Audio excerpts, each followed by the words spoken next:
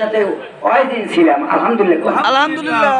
আজকে এত বছর পরও আবার এই দরবারে আমি হাজির হয়েছি আলহামদুলিল্লাহ। আলহামদুলিল্লাহ। আর দোয়া মুখ খুলে বাবা, দোয়া হয়েছে সমস্ত জিনিসের মূল, কি ঠিক কিনা?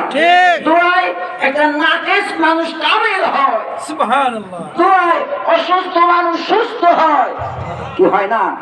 হয় না? এই দরবার যা দেখতেছেন যে সব দোয়ার ফসল, দোয়ার ফসল না।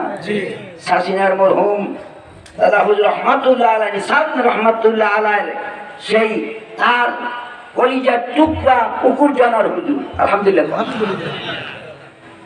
বাংলাদেশের মরহুম হাতে আলী সাহেব রহমাতুল্লাহ আলাইহি, তার কলিজার টুকরা পুকুর জানার হুজুর, পারের বাড়ির হুজুর। কতক্ষণ দেখা এই দেশি মানে কদিনে পারের বাড়ির হুজুর কি করছে তো। আমি বলতে চাই, এতক্ষণ ওয়াজ শুনছেন, আমাদের কাজ কি, আমাদের করণীয় কি, আমাদের কর্তব্য কি?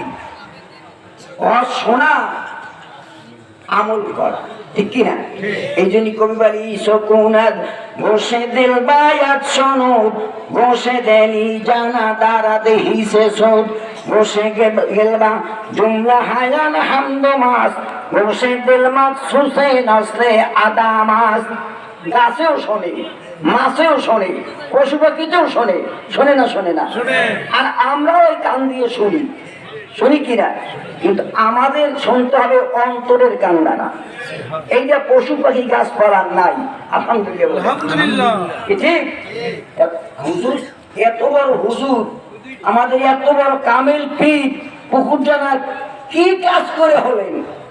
একমাত্র নেক আমল আলহামদুলিল্লাহ, একমাত্র নেক আমল। সেই নেক আমলের ফসল এই দেখতেছেন।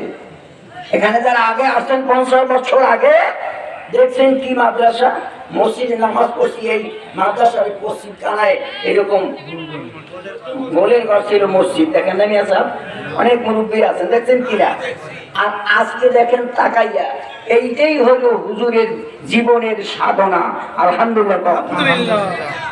ওলিদের দোয়ায় এগুলো হয়ে গেছে।